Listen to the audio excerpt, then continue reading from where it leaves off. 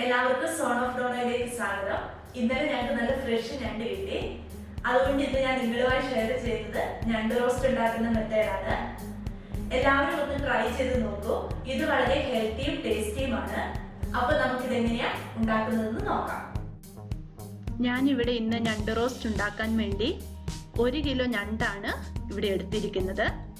അത്യാവശ്യം നല്ല വലിയ ഞണ്ടുകളാണ് എനിക്ക് കിട്ടിയത്. ഇത് ഫ്രഷ് ഞണ്ട് ആയതുകൊണ്ട് തന്നെ ഇതിന് ജീവനുണ്ട്. പക്ഷെ കുഴപ്പമില്ല, കുറച്ചു നേരം നമുക്ക് തിളച്ച ചൂടുവെള്ളത്തിൽ ഇട്ടാൽ മതി. ഞാനിപ്പോൾ അതിനെ ചൂടുവെള്ളത്തിൽ ഇട്ടിട്ടുണ്ട്. ഒരു 10 മിനിറ്റോളം ചൂടുവെള്ളത്തിൽ ഇട്ടാൽ മതി. ഇനി നമുക്കിത് ക്ലീൻ ആക്കാം. ആദ്യം തന്നെ നമുക്ക് ഇതിന്റെ കാലുകൾ റിമൂവ് ചെയ്തെടുക്കണം. ഇപ്പോൾ ഇത് നമുക്ക് ജസ്റ്റ് കൈ കൊണ്ട് തന്നെ റിമൂവ് ചെയ്തെടുക്കാവുന്നതേ ഉള്ളൂ. പെട്ടെന്ന് തന്നെ നമുക്ക് പറ്റും ഇത്. ഇതിന്റെ ഈ 2 വലിയ കാലുകൾ നമ്മൾ കറി വെക്കാൻ ഉപയോഗിക്കുന്നുണ്ട്.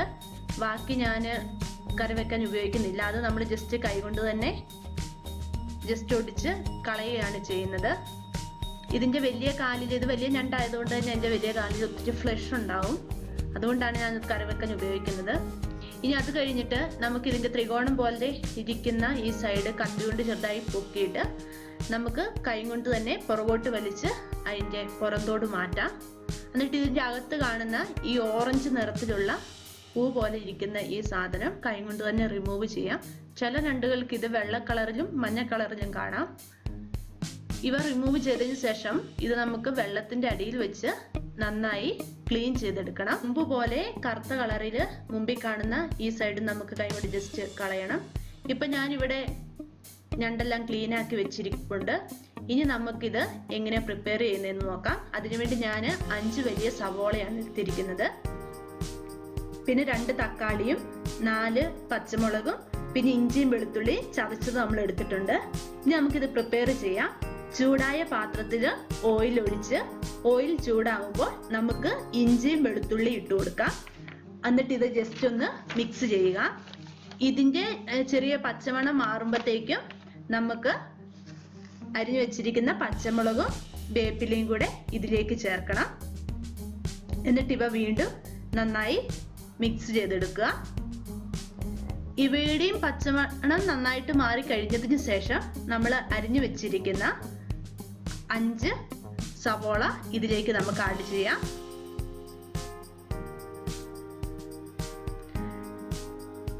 ഞണ്ട് റോസ്റ്റ് ഉണ്ടാക്കുമ്പോൾ സവാള നന്നായിട്ട് വേണം, എങ്കിൽ മാത്രമേ മസാല കൂടുതൽ ഉണ്ടാവുള്ളൂ.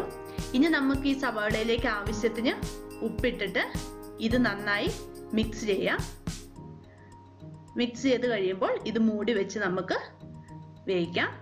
ഇപ്പൊ ഇത് സവാള നന്നായിട്ട് കുക്കായിട്ടുണ്ട്, നമുക്ക് കാണുമ്പോൾ തന്നെ മനസ്സിലാവും. ഇനി നമുക്ക് ഇതിലേക്ക് പഴുത്ത തക്കാളി അരിഞ്ഞത് ചേർക്കാം. എന്നിട്ട് ഇവ മൂടി വെച്ച് വേവിക്കണം. അതിനുശേഷം നമ്മുടെ തക്കാളി നന്നായി വെന്തെന്ന് ഉറപ്പ് വന്നതിന് ശേഷം നമുക്ക് ഇതിലേക്ക് പൊടികൾ ചേർക്കാം. ഇവിടെ ഞാൻ 1/4 ടീസ്പൂൺ മഞ്ഞൾപ്പൊടി. ഇനി നമുക്ക് ഇതിലേക്ക് 2 ടീസ്പൂൺ കാശ്മീരി മുളക് പൊടി ചേർക്കണം. പിന്നെ 2 ടീസ്പൂൺ മല്ലിപ്പൊടി ആഡ് ചെയ്യാം. പിന്നെ 1 ടീസ്പൂൺ ഗരം മസാലപ്പൊടി. പിന്നെ നമുക്ക് ഇതിലേക്ക് ആഡ് ചെയ്യേണ്ടത് ഇതിന്റെ മെയിൻ ഇൻഗ്രീഡിയൻസ് ആയ പെരുംജീരകവും കുരുമുളകും കൂടെ പൊടിച്ചതാണ്. അത് ഞാനിവിടെ 1.5 ടീസ്പൂൺ ആണ് ഇടുന്നത്. ഇതില് നമുക്ക് പെരുംജീരകത്തിന്റെ മണമാണ് ഈ ഞണ്ട് റോസ്റ്റ് കറിയിൽ കൂടുതൽ മുന്നിട്ട് നിൽക്കേണ്ടത്. അതിനുശേഷം ഇതിന്റെ പച്ചമണം മാറുന്നത് വരെ ഇത് നന്നായി വഴറ്റി കൊടുക്കുക. ഇപ്പൊ നമ്മുടെ മസാലക്കൂട്ട് ഏതാണ്ട് നന്നായി റെഡി ആയിട്ടുണ്ട്. ഇനി നമുക്ക് ഇതിലേക്ക് റെഡിയാക്കി വെച്ചിരിക്കുന്ന ഞണ്ട് ഇട്ട് കൊടുത്ത് നന്നായി മിക്സ് ചെയ്ത് കൊടുക്കണം.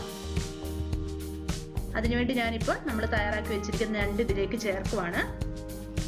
ഇനി ഇത് നന്നായി മിക്സ് ചെയ്യണം. ഞണ്ടിന്റെ എല്ലാ ഭാഗങ്ങളിലും മസാല പുരണ്ടു എന്ന് നമുക്ക് ഉറപ്പുവരുത്തണം. അതിനുവേണ്ടി നമുക്ക് ഇത് നന്നായി മിക്സ് ചെയ്തെടുക്കാം. ഇപ്പൊ ഞാൻ ഇത് നന്നായി മിക്സ് ചെയ്തിട്ടുണ്ട്. ഇനി നമുക്കിത് അടച്ചു വെച്ച് ഒരു 15 അല്ലെങ്കിൽ 20 മിനിറ്റ് വരെ ചെറിയ തീയിൽ കുക്ക് ചെയ്തെടുക്കണം. ഇതിന്റെ ഇടയ്ക്ക് നമ്മൾ ഇത് ജസ്റ്റ് ഇളക്കാൻ മറക്കരുത്. ഞാനിവിടെ ഒരു 1/4 ഗ്ലാസ് വെള്ളവും കൂടി ഒഴിച്ചിട്ടുണ്ട് ഇതിന്. ഇപ്പൊ നമ്മുടെ ഇത് ഏകദേശം കുക്കായിട്ടുണ്ട്. ഇനി നമുക്കിത് വെള്ളം വറ്റിച്ചെടുക്കണം. ഞാനിപ്പോൾ ഇവിടെ വെള്ളം വറ്റിച്ചെടുത്തിട്ടുണ്ട്. ഇനി നമ്മുടെ ഹെൽത്തി ആയിട്ടുള്ള ഈ ഞണ്ട് റോസ്റ്റ് നമുക്ക് പാത്രത്തിലേക്ക് സെർവ് ചെയ്യാം.